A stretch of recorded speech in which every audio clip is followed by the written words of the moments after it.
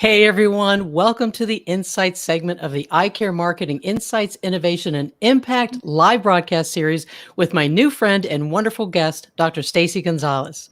I'm your host, Dr. Sandy Eveleth, and whether you're live with us now or watching the replay, we would love to hear from you. Please drop us a comment or question below. Dr. Stacey Gonzales is an educator, leader, and innovator. She holds 2 master's degrees, not one, but 2, one in English and one in executive leadership. Love it, love it, love it. And you also hold a doctorate in educational technology. She's the owner of SG Creative Connections, a consultancy that works with educational leaders and entrepreneurs dedicated to disrupting the status quo. Also love that. After 20 years, Dr. Gonzales recently retired from public education, where she began as an English teacher. She's most proud of her ability to lead successful teams and ensure that thousands of students and teachers were supported on a daily basis. Dr. Gonzales has received awards and recognition for her ability to leverage technology to create meaningful social connections and emotional supports. She presents nationally and locally on innovation, leadership, and learning. So I'm thrilled to be speaking with you today, Stacey, and I'm excited to learn more about you, your company, and how you can help disrupt the status quo for our entrepreneurial, it's a hard word to say, optometrists and other eye care providers. First of all, I'd love to let our viewers know that we met right here on LinkedIn during an interaction on a comment thread of a mutual connection. And you were very helpful and actually guiding me and making me feel better about something that I had actually posted inside another comment. And then secondly, I'd love to give some context around why I invited you to be on the show. There are a lot of optometrists, ophthalmologists, opticians, and other eye care industry leaders that venture beyond the typical roles in their respective fields. They're innovating, creating products and services to solve problems, either for other colleagues or for their colleagues' patients. Or they're creating information products to help propel their colleagues to a new level of patient care. So here's my first question. How would you help someone like me or those I just mentioned either expand their scope of entrepreneurial endeavors, there's that word again, or as I also mentioned, disrupt the status quo? Yeah, well, first, Dr. Sandy, thank you for allowing me to be with you today, and for that lovely introduction. It's interesting how you shared that we had an interaction that was authentic and meaningful, and I think that is kind of the first spot, right? Is when we think about disrupting the status quo, or we think about innovating, it's really about pushing ourselves and finding others who are stretching themselves as well. And so in your comment where you shared openly and vulnerably and authentically, it caused me to be like, yeah, I can relate to that. I can understand where you're coming from. And I'm really wanting to understand and validate that and kind of share with you like, yeah, and I'm there too, right? We're all on this entrepreneurial journey, whether it's with, patients as an optometrist or an ophthalmologist. I guess, You got it. Right. As I was watching the intro, I was thinking about eye care. And I saw that as I care, right? And I'm sure that was your intention behind it. But when people know you care personally, you can challenge them directly. That doesn't come from me. That's from Kim Scott's work on radical candor. And I think the first part is to really find a way to help other people know you care. You simply care about them. And what is it that you care about? And starting from that place. Right. And again, just to reiterate, that comment in that thread that we were on, again, I think it was a mutual connection, Michelle Griffin, that actually mentioned something about vulnerability and being vulnerable. And you put something out there about how you're doing something new and you're excited about it, but it's leaping into that scary place. And I went and said something about it in return, and then you validated what my conversation was. So I knew right away that you cared. We talk a lot about getting on LinkedIn and having those sincere conversations and using your voice. And it was crystal clear right away that you were a person that I wanted to get to know and invite on the show, just from that simple interaction, to the point where I even opted in to, I think it was a wait list for something that you're going to be presenting. And again, it was just from you stepping into fear and then validating a comment and saying that whatever I said was helpful and I had, just discussed something that you were appreciative of. And, that's what, And here we are. and here we are. Exactly. Yeah, it's interesting. You said something that really struck out, this idea of stepping into fear. And a lot of times the fear that we face is not in the big things. It's not like, oh, I'm going to start a company or I'm going to, do this grand marketing scheme or whatever it is. A lot of times the way for me, it could be I'm walking and I see somebody on a trail or where, around my house. And the thought is, oh, you should go up and say hello and make conversation. And then it's like, oh, but they don't, yeah, I don't know. And I don't know. And that self-talk, that those thoughts in our heads, like, I don't know if I should do that. And I've found when I press through those very simple things that come up in my day-to-day, it helps me get through the difficulties like this, putting yourself out there on a LinkedIn Live, right? Right. And again, this is stepping way into my fear. I don't even know if I've admitted this before in any of my other lives, but this goes every week when I do this, it's really pushing through my fear. It does get easier. I do love it. It's a challenge. So it's that feeling when I get done with the live broadcast or during the live broadcast, as I'm interacting with you and other guests, there's this adrenaline rush. So it is those things when we do things that we're uncomfortable with, that we grow, and there's no question about it. We absolutely do, and we get that exhilaration.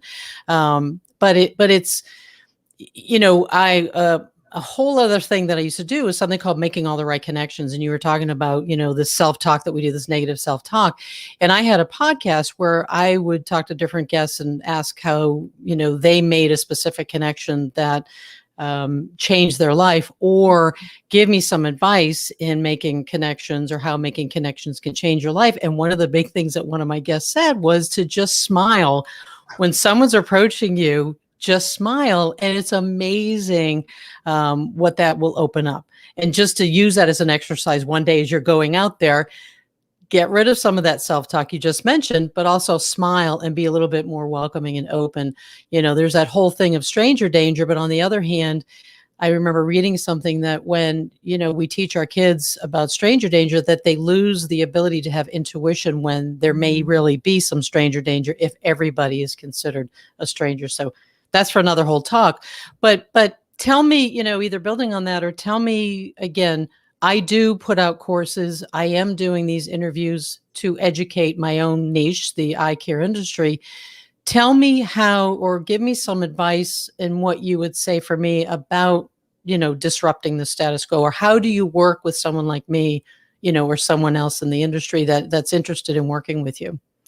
Yeah, I start with where are you currently at, right? And so what are your current value systems? I think it's really important that wherever we start from that deep place of like, what do you believe is really important, and operationalizing those, because that then becomes baked. I like to use the word like baked in. Sure. To everything else relative to your brand or your category that you're working in.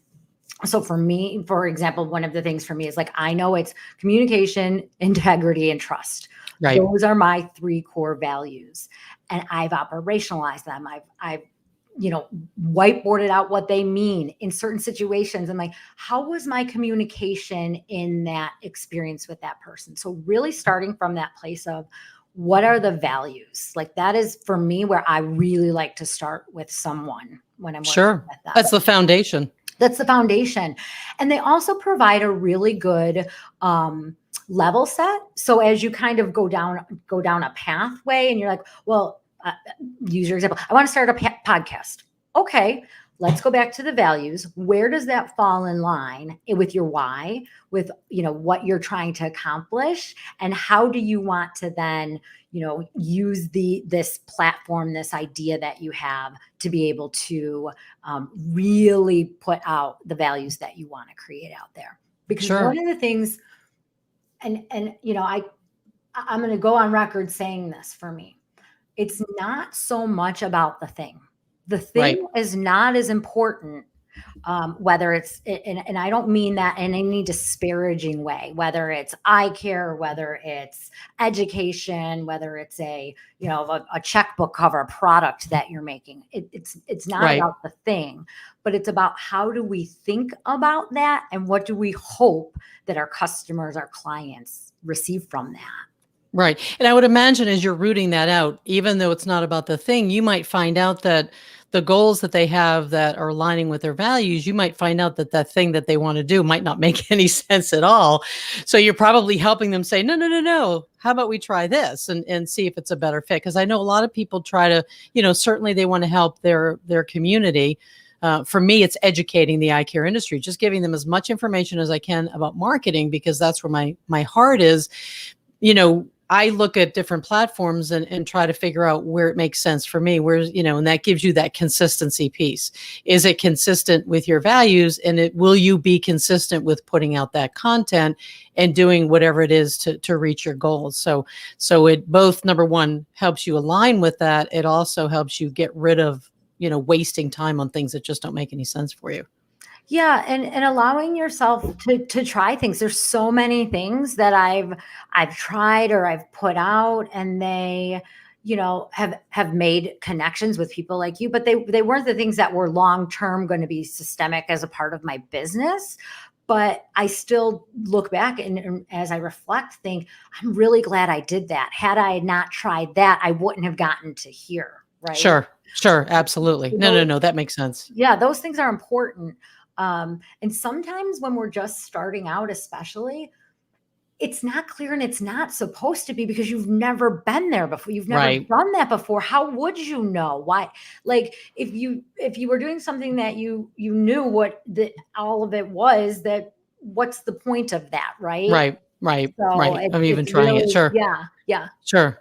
So tell me, so now let's say, for instance, okay, I found out that, my values are similar to yours. I even have this single motivating purpose statement that I created once, but it's my why, doing the whole Simon Sinek thing, where I absolutely love researching and then turning around and, giving that research so that others can succeed as well. And using my own background, I had my own practice for 15 years and, learned what worked and what didn't work to attract more patients and to build the practice.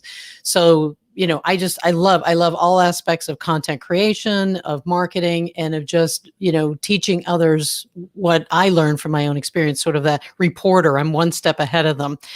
So in that, how does that look for what else you would say? What's the next step? Okay, now you know what my values are. Now you know where I'm at. And I've kind of figured out that my home, as far as the thing, is creating courses, creating informational products, and getting on certain social media platforms and, putting the content out there to let them know. My end goal is I want to consult with people, either with just an hourly consultation or with a sort of package. And again, I'm not doing this live to get free advice from you, but I want to use me as an example. We're here for free. Others. This is what we're here for. We're here for free. Right. The best. It's interesting that you're saying this, because I'm going to diverge for a second. I did something with somebody where I committed.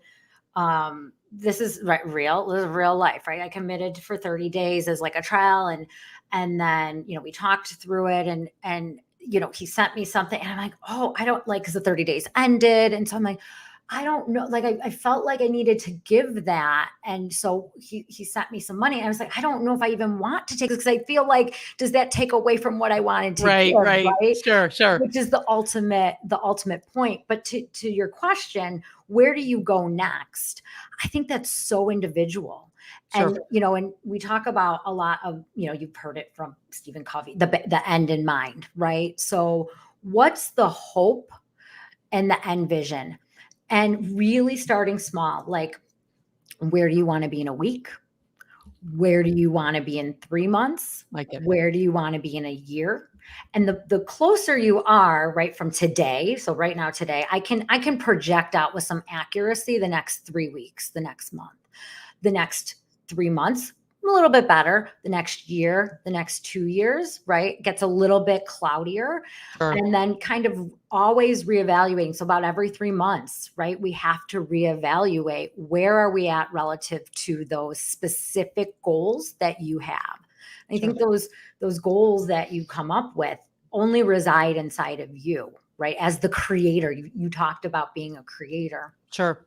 right? So where do you think you need to start? And then honestly, a lot of people just want somebody who's going to be a thought partner and Right. have some accountability Right. around that. And when you're really stuck, let's jump on a call or let's text and talk through what are you stuck with? What resources might you need? And maybe you just need to not think about it Right. for a day. And that's most of it. And that's exactly what I do for my own clients when I'm coaching them, is exactly that. It's almost they have it inside them. They know what they're supposed to do next. I think a lot of it too is a mindset issue. And it's not even necessarily a fear, oh, I have to step into the fear like we talked about earlier. It's more, I don't know if this is the right thing to do. I don't know if this makes sense. Have you done this before? Have you tried this? What have you seen?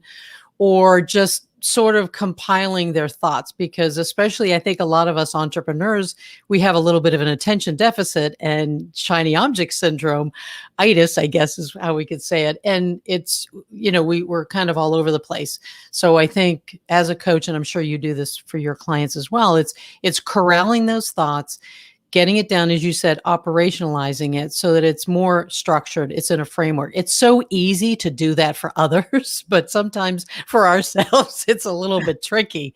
Right. So talking with you actually helps, because let's get back to how it works. What are you going to do, in a week? What are we going to do in a month? What are we going to do in 90 days? And I don't really like to go out. I know we used to, years ago, the SMART goals, we would go out, 5 years. And I think sometimes that can be daunting, overwhelming, and where there is so much information coming in nowadays, it's just, that's too much to think that far down the road. So keeping it simple, let's go with the smaller chunks and see where that goes is absolutely great advice. Yeah, and being really intentional in each moment that we have, right? Yeah. So this is the moment that we have right now with each other. Yep. It's the only moment we have. And so how can I be really mindful about what I've learned from my past experiences, what I know about my vision for the future, and really show up. I told you my core value is trust. And that trust means I trust me first. For a long time, I gave everybody else a greater benefit of the doubt than I gave myself. And that was to my own detriment. In so much as, no, Stacey, you got to trust that you're showing up who you are the best you can in that moment to provide the best value that you can. Start from there. Right. And that's pretty huge. I don't think we necessarily think in those terms on a regular basis. So I think that's huge. Trust yourself first. Trust Absolutely. yourself first. Yeah. And trust that your coach is there to help you and to maybe clarify, maybe to help you see things that you didn't see. But the coach is not there to tell you how to do it, right? We're here to help you figure out how you want to do it. Right. Right. In a Yeah. safe way, in a safe, judge-free way. And I think that's where you are different in the disruption, or, disrupting the status quo in your own industry, because I think so many coaches, and I know even in the past years ago, having a consultant with the practice, it was, do it my way. And I kept thinking, but that doesn't fit our personality. Those of us that own the practice, it's like that doesn't fit who we are. And I kept racking my brain. Well, I guess I have to change who I am in order to practice this way. We definitely gleaned a lot of great points and a lot of good advice, but there was this huge piece that I felt like we were going against our values and our ethics and our integrity, because that coach was saying, no, you have to do it this way. Mm-hmm. And I don't believe that there's only one way to accomplish certain things. And again, that's what you're saying is, no, I'm letting my client do it their way. I'm just helping them see what that is and pulling that out of them. That's right. I trust myself to trust you to trust yourself. Right. And when we both show up 100% trusting ourselves, it is amazing what unfolds. Right. And your unique gifts and talents and vision and ideas and, mission and purpose and all those other things Right. are nobody else should. That's disruption. You're not looking at what I've done or what everybody else has done. You're really thinking about, what do I want to do that is uniquely gifted to me Right. in this space. And then again, that's another huge point, because I think for those of us in the marketing space, there's a lot of conversation out there and a lot of noise, I guess you can say, that we're told to model. If someone was successful, go ahead and go model what they do. If it ain't broke, don't fix it, or don't reinvent the wheel. But I think that and there's some merit to that, but I think there's a lot of misinterpretation, and that we lose ourselves and don't bring ourselves to it. Then there's this sort of movement against that. We don't need to hustle. We need to just live our lives and maybe take pieces of some of those pieces of information and model it, but not try to do exactly what they're doing. And I know that there's some major disruption in the marketing industry that revolves around exactly that. That there was this, for years, you have to hustle, hustle, hustle. And, we were seeing the Lamborghinis, we were seeing the jets and, all of that. And then we realized that, number one, some of that's not real. And number two, we don't have to hustle to live a life that we want. Maybe we just want to be a solopreneur without a huge team. Maybe we're okay with low six figures and that's enough for me, because I don't want to have to deal with all the other stuff that comes with a multi-million-dollar company. So, I mean, It goes back to your vision. It goes back to, what is it you hope to do, and what is it that you really spend time thinking about, your influence and how far and wide you want that reach to go. But I will say, to that point, is, I know for me, one of the reasons why, after 20 years in public education, I made this change, which was so hard. I mean, my identity was so wrapped up in who I was as a person who spent 20 years ascending through the ranks of, right? Sure. Administrator and all these degrees and all that. And to really say, like, that, all that stuff is nice, but that's not who you are. Right. That's what you've done, but that's not who you are. And Right. who you are is a person who's here to add value to others and help others realize their vision and motivate and help challenge them to take some of those risks that I can't take for you. Right. I can just encourage you and say, how do you want to do it, and reflect with you, and how did it go, and what would you do differently, and maybe some of those things. But you've got to do that work for you. And if your value is, to your point, I don't need a steak dinner every night and to fly on a private jet and I just want to spend time with my family and Right. enjoy my 3 hours in the evening with them. What's wrong? That's a beautiful dream, Right. and vision, right? That's a beautiful thing to aspire to have. Absolutely. Again, and I tell my daughter, who's, she's now in her 20s, and I think that generation too, I think there's a lot of struggle because there's still that expectation of certain income levels, certain education levels, and on and on and on.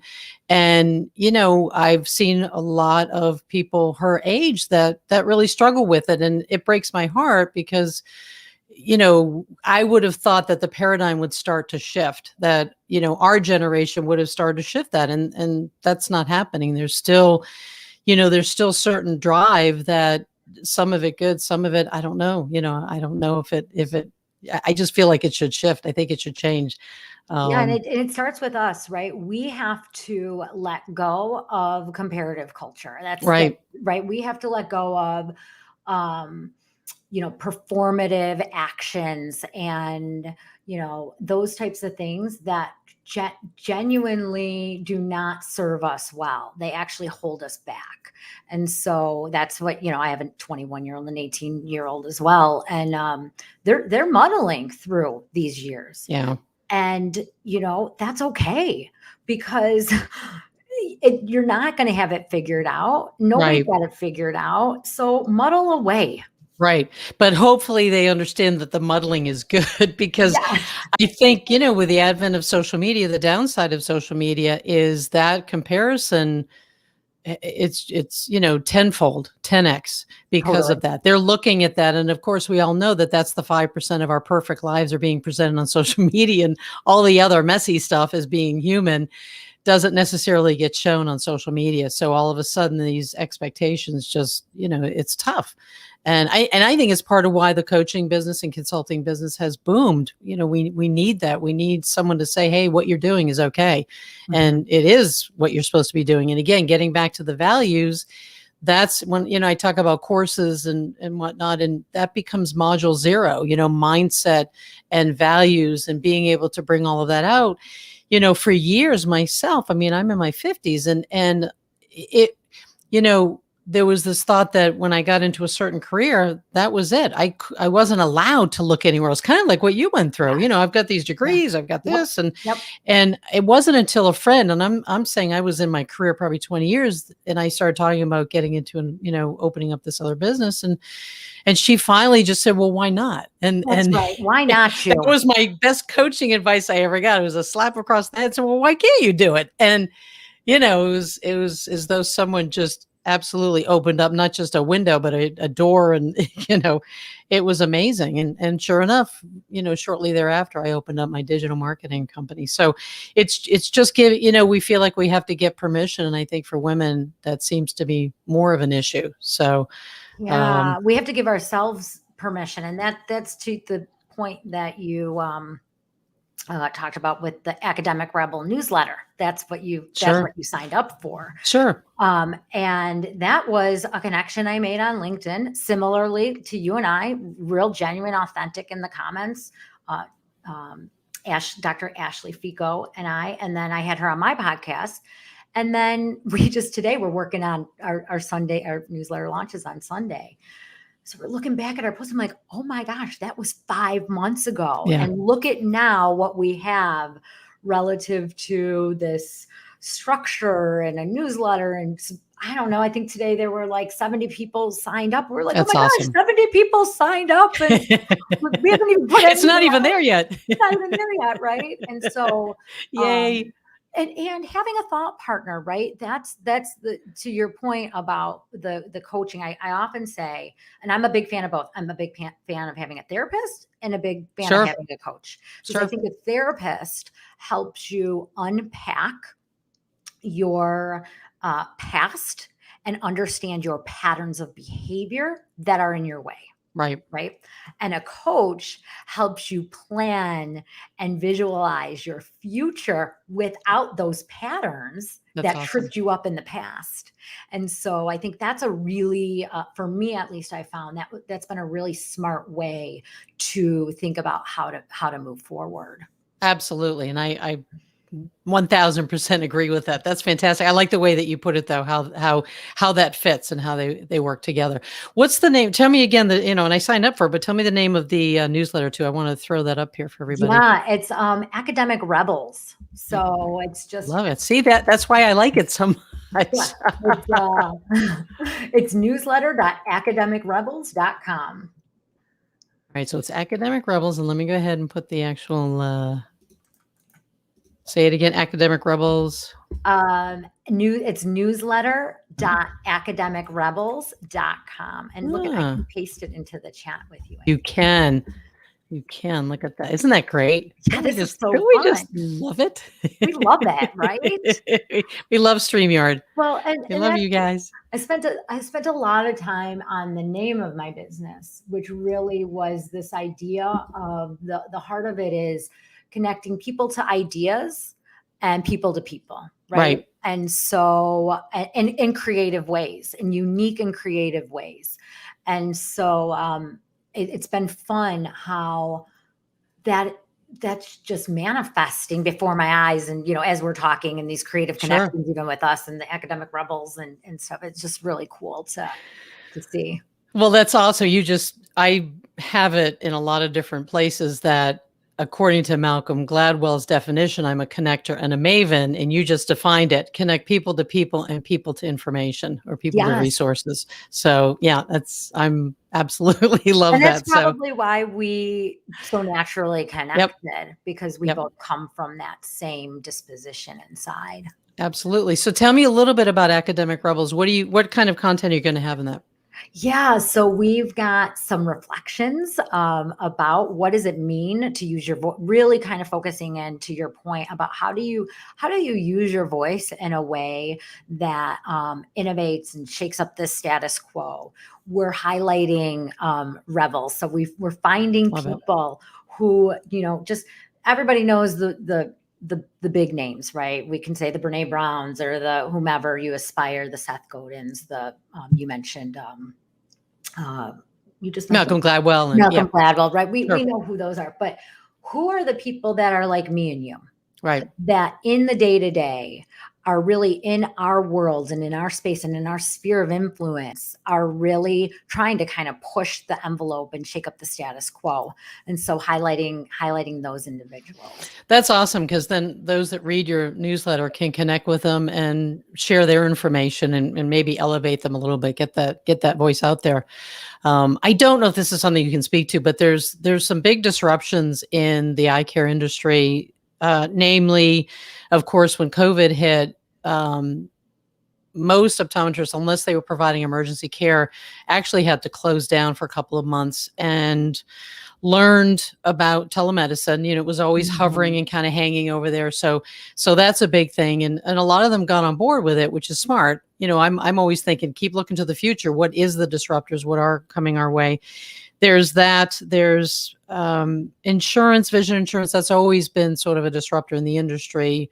We'd all love to just have, provide private pay kind of things, but some of these insurance issues and concerns. And then online eye exams. That's a huge one that we've all been concerned about. We've pretty much seen, and it's been shown that they haven't perfected it yet. Thank goodness we can still have in-person eye exams. And then there's this disruption of a lot of private equity firms are coming in and buying up private practices, typically allowing the private practitioner to stay in the practice and practice it as though they own it. But now there's, another healthcare provider that typically owns the practice and runs the, what some would say is the boring part of it. The doctor just wants to go in and do patient care. So lots of disruption. And I'm not even sure what my question is, but I guess my question is, if someone is nervous about those disruptions, what would you say to that? And then as someone like me who likes to educate about those disruptions, what kind of advice, would you give? Yeah, I mean, you mentioned kind of four big buckets. So I think I'd ask, out of those four big buckets, is there one that feels to you like the space where you could explore? Right. So Sure, is there a space there where you're like, I really kind of want to explore this aspect? sure. And I'll answer you. Yeah, tell me. Definitely. Well, no, I love, and I love that your part of your bio is education technology. I'm sort of a geek girl when it comes to software and technology. So I would love to explore telemedicine and see where it could be a place where the optometrist that's nervous about it can actually incorporate it into their practice and not be so nervous about it. And I've actually seen some of the articles, and I've probably shared some of those articles. So that's good advice. Find one of those things that interests. Yeah, and who are, that goes to our academic rebels, right? Who are the movers in the shake? Who are the ones that are pushing and trying the new things out relative to telemedicine? Whether it is, I'm totally making this up because I do not know this space, That's okay, sure. right? But relative to either creating something where I can just hold it up to my eye and Sure. put it in my eye, or something comes in the mail that is, I then return and put back in a label so that we can make it, because there may even be barriers for people getting to their eye exam in person. Absolutely. Pre-COVID, I'm guessing, right? I Absolutely. wasn't Yes. good at going because that wasn't the priority, but now you've sent it to my house. I can log on at this time. You're healthcare, eye care professional, and you're going to make it really easy for me. Right. That seems amazing. Right. No, I agree. And that's the aspect, is you can easily say, oh, it's going to put us out of business, or no, incorporate into the practice, because look at all the people that you're helping that ordinarily would not have been able to be helped. So absolutely on board with that. I love that. No, that's great. And again, it's that, there are some things I've been practicing for over 30 years. I can't believe it, but it's been over 30 years. And there are a lot of fears way back 30 years ago that we're still talking about that never took over and never put us out of business. So, it's just being aware of it. And I have put out some posts out there that, be aware of, don't put your head in the sand, educate yourself, be aware of it, and, know how to fit in, to adopt it, et cetera. So, Yeah, but I love the people like you who are willing, because I'm not, as much as I read and I research or whatnot, I'm not a consistent. It's really about who am I working with? What am I working on? That's where I'll tend to go. But I love the people, like I subscribe. I don't know if you, which is a great community for marketers. It's called the Tilt. yes. Okay. He's got a Discord group, which is amazing. I can certainly drop the link into that. So Yeah, sure. Go ahead and do that. Sure. But that is something where, like, there's people there who are actively researching, who are actively sharing, who are putting that really solid content out like you are. Those are the people you want to get to know, follow, Sure. subscribe to their stuff. Right? Because they're going to do that work for you as a Right. part of the work that they do and what they naturally love to do. Right. No, good point. Just, find those that may be 2 or 3 steps ahead of me and follow what they're doing and Exactly. report back. No, I love that. Yes, I'll take that definitely. Is it just the tilt.com? Because I can do that for you. Yeah, I'm going to give they're doing a little, I'm going to get you the right link. I know Okay. it's going to take me a second here, No but problem. I want to get you the right link for people to get into the Discord community, because that's another thing. So here's the other thing I'll say I'm learning is that communities are really important, and these niche communities. So if you find a niche community, or if you have a niche community around your topic where you're learning together, that's really a space where you can grow. Absolutely. And there are actually several in our industry, pretty big communities. There's a couple of Facebook groups that have 30 to 40,000 optometrists and eye care industry leaders in those groups. So, Yeah. Yeah, I'll put that too. That's awesome. I'm just paying. I don't know if this goes in our, I don't It does. I will grab that. It's lovely. So yeah, it's a newsletter, and then you'll see how to get into their community. But it's a great place that, they talk about content creators versus content entrepreneurs, and this new move to content entrepreneurship, which I think is where you're at, where I'm at, where you're really working and trying to find that sweet spot of what I create as an entrepreneur can monetize for me. So that's the part, whether it's courses, whether it's, an ebook, whether whatever that content is, allowing that content to sustain you monetarily, is certainly a trend that is possible. Oh, absolutely. And it really took off with the pandemic, when those of us that had already been in the space of the online education, and all of a sudden people stuck at home starting to find, how can I make money from home, and realizing, that's a huge industry to get into, and it's a multi-billion-dollar industry. So, and it's here to stay for sure. Well, and also to that point, the big disruption with Bitcoin and NFTs, that's distant in my radar. Trying to wrap my brain around that, but the NFTs are exactly what you're talking about, monetizing your content.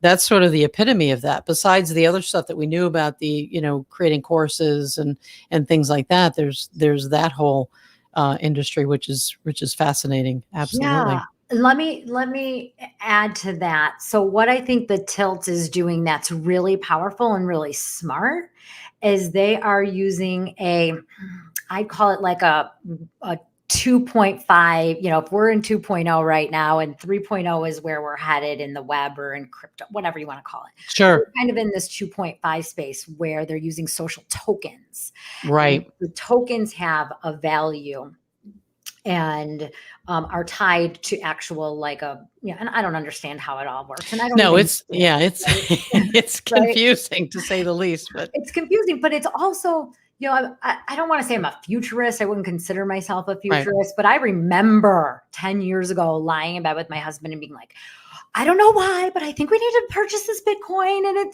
it sounds like a crazy thing. And I'm not really sure what it even is, but I feel like it's the next thing. And he's like, Yeah, okay, right. So there is that part where you're in communities with seasoned professionals along with new people like me who have no idea what we're doing, kind of all learning together sure. around what you're Sure. talking about: NFTs, social tokens, DAOs, crypto, all that stuff. Well, and to that point, look at Clubhouse, how that's just absolutely taken off. And also, there are plenty of rooms and plenty of clubs that talk about just that. So, I mean, that's an absolute example of disruption in communities. Audio is the way to go. I know Gary Vee talks about that. He talked about that a long time ago, that audio is going to be huge.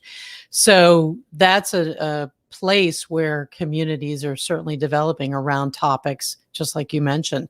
So that's sort of validation of exactly what you're talking about. Absolutely. Yeah, and right to any, that what advice would you give, or how would you go in spaces where you've never been before? Your point about Clubhouse or this Discord. I mean, I'm terrible at Discord. I can't figure it out, but I keep showing up because there's new voices there that I've never been a part of, listening into communities and conversations, that things I would never have been invited to Right. in somebody's home at their kitchen table to hear those conversations happening. And that really opens your thinking in Yeah. ways that is probably underestimated. Yeah. No, I agree with you. You don't know what you don't know. And then you hear some of these conversations. It's wow. Something I never would have thought about. Absolutely. Totally agree.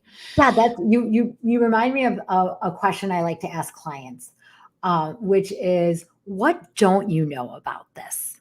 Right. What don't Right. you? So when they're stuck, or what do you know and what don't you know? I'm working on a new series of workshops myself, and the first, all around from vision to clarity to execution. And one of the first the first session is, what do you know? And then the whole second workshop is about what you don't know. And Yeah. there's real power in exploring what you think you don't know. Well, and it'd be interesting too to be able to draw that out of people, because it's, there's I get, those chunks of information. You know what you know, you know what you don't know what you know, you don't know what you don't know. There's the And mental model. Yeah. yeah, and it's, what is it, like 80% of you don't know what you don't know. That's the bulk of the, the information. So it'd be interesting to see, because we don't know what we know. I guess I'd be able to say, oh, well, I don't know about EFTs. I don't know about this. I don't know about that. It's, you would have to, I would assume, draw it out of me what I don't know, because, and that's just a whole other level and a whole other conversation, I'm sure. But it'd be fascinating to listen to that kind of a conversation, because as you're drawing that out of somebody else, the amount of information that everybody else is learning from that kind of a conversation would be tremendous. I mean, I even remember thinking, I thought it was interesting that Elon Musk got on Clubhouse and he was speaking. It wasn't a joke. It was real, very matter of factly, about, cryptocurrency and how it's going to be useful as you're transcending different dimensions or something like that. And I'm thinking, is he really talking about this? Like, it real, so it's, it can be mind blowing. It can be very Yeah. fascinating and mind blowing. Yeah, there's a real sweet spot, right? This is, a one moment in time where we're at right now. I was sitting somewhere I was listening to, I can't even remember I think it's called Boundless Awareness was the audiobook I was listening to. And the premise was something like everything around you will not exist at some point in time, right? Like this desk, this computer, at some point, this is all going to be gone. Right. What you had in that room or what wasn't in that room 10 years ago wasn't there. And 50 years may not even be there. I was like, oh my gosh, it is temporary. Like this really is temporary. So why do we put so much pressure on ourselves? Right. We act Right. as if like what we're doing, like we can't do something, we can't say, we can't, because I don't know, I'm not going to have it exactly right. But listen, it's not going to be here probably in 100 years. So put it out there. What you got nothing to lose. Exactly. And that's my 3,000-foot view when I get worried or anxious about things. And again, it's Gary V, his biggest piece of advice when people come running up to him, Gary, what can you tell me about doing things in the future? And he says, you're going to die. And he says 3 words, you're going to die. And it's like, oh, that's cute. And he's like, no, I'm not being sarcastic. I'm not being snarky. Think about it. Put things into the big perspective. The big picture that's the reality. And the older we get, the more you realize. And it's that, that thing is, we don't regret, it's, on your deathbed, you're not going to be thinking, oh, I wish I was at work more. Of course not. And he also says something like, just go visit a nursing home. And he says, you're going to smell the smell of regret. There's a heavy thickness, of regret. And it's just all those things we didn't do because we were too scared. So, again, I didn't think we'd be getting this philosophical, but I love it because these are the kind of conversations I love. Well, the Gary V's, the Tony Robbins, whoever those people are, right? That's not just for them. Right. That is, if you really spend the time, I like to meditate, I visualize, I don't have anything figured out, right? By any stretch of the means. It's called practice for a reason.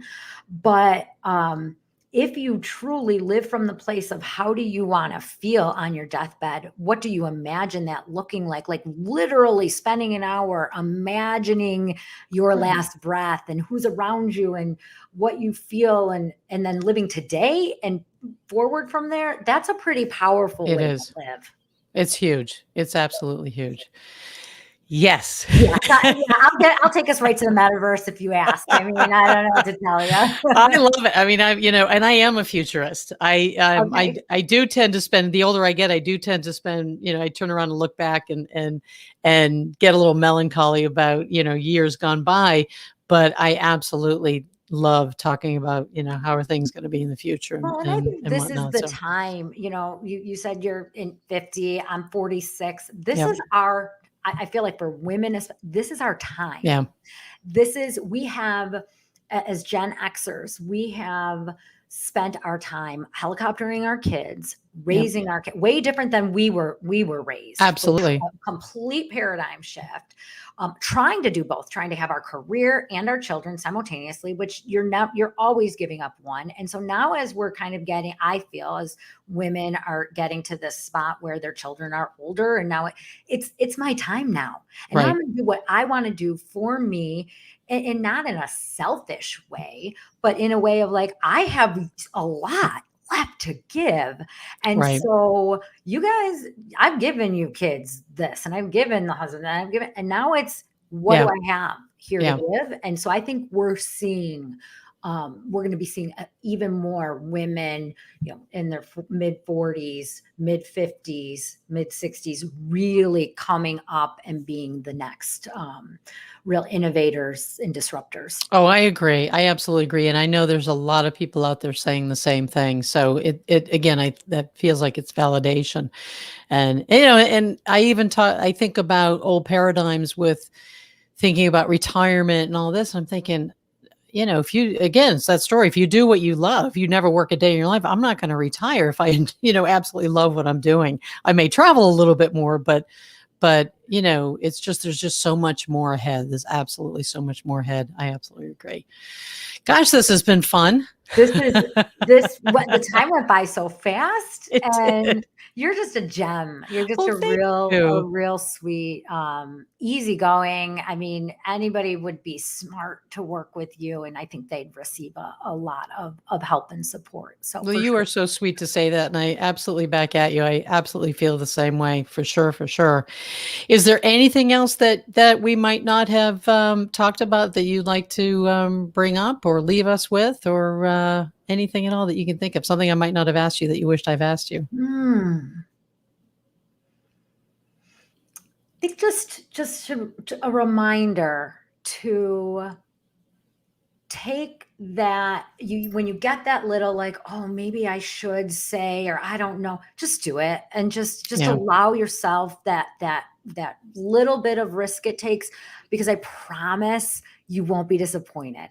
You won't disappoint yourself when you do that. Absolutely. No, and again, I'm living proof of it. I love doing this now, so I'm not disappointed at all. Perfect. This is raw. This is it. This is how it is. So, oh my gosh, thank you so much again. Please, everybody, take a look at sgcreativeconnections.com. And can people sign up for your Yeah. newsletter there? Can they find it there? Okay, I just want to make Oh, sure that they could. yeah. Well, no, but Okay. academic, you put the link out. Okay. And we'll drop it. What I do is after, everything goes up on LinkedIn, that stays up. I don't take it down. So any links that we talked about, I'll drop in. And if I've forgotten any, feel free to go back to the post and go ahead and drop in some of those links and, and share it and whatnot and all that good stuff. So, Great. Thank but you. thank you so much again. This was awesome. And thank you to those watching live or on the replay. Thank you, Stacey, for taking the time out of your very busy day to join us for the Insight segment of Eye Care Marketing, Insights, Innovation, and Impact. And actually, Stacey, I think you fit all three of those: insights, innovation, and impact. I'm your host, Dr. Sandy Eveleth, your Eye Care Marketing OD. And as a certified master marketer and certified digital business consultant, I love helping eye care professionals attract more ideal patients to maximize their wealth, time, and practice growth. If you'd like to book an innovative strategic marketing session with me, please go to drsandyeveleth.com/book Dr. Sandy. You can pretty much see that on the banner there. And thanks again. And I look forward to seeing everybody next time.